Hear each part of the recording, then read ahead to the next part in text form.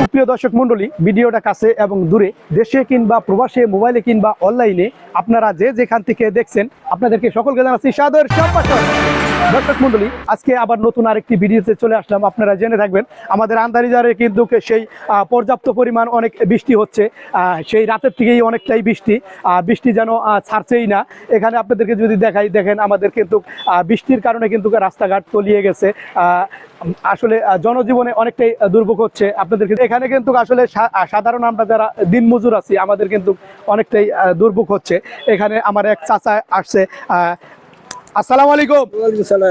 এ বাবা, কেমন আছেন? ভালো আছেন? জি। ছাতি ঠিক করেন? এক ছাতি কয় টাকা নেন? 100। প্রতিদিন কত টাকা ইনকাম করেন? কত টাকা ইনকাম হয় প্রতিদিন? 200, 400। 200, 400। জি, আলহামদুলিল্লাহ, শুনতে পারলেন। আসলে এই ভরপুর বৃষ্টির মধ্যে বর্তমান কিন্তু আসলে মৌসুমটা কিন্তু আসলে বৃষ্টির মৌসুম। এখানে আমার এক চাচা আসছে ছাতা ঠিক করার জন্য। ছাতা ঠিক করছে। আসলে উনিও কিন্তু মানুষকে সেবা দিয়ে যাচ্ছেন। আসসালামু আলাইকুম। ওয়ালাইকুম সালাম। চাচা কেমন আছেন? আল্লাহ রাখছে ভালো। জি, ছাতা ঠিক করছেন? হ্যাঁ হ্যাঁ। জি। আপনার বাড়ি কোথায়? আমি যার ফকিটেরি। ফকিরটারি বাড়ি। একটি ছাতা ঠিক করতে কয় টাকা নেন? ওটা কোনো গ্যারান্টি নেই। 100, 150, 250।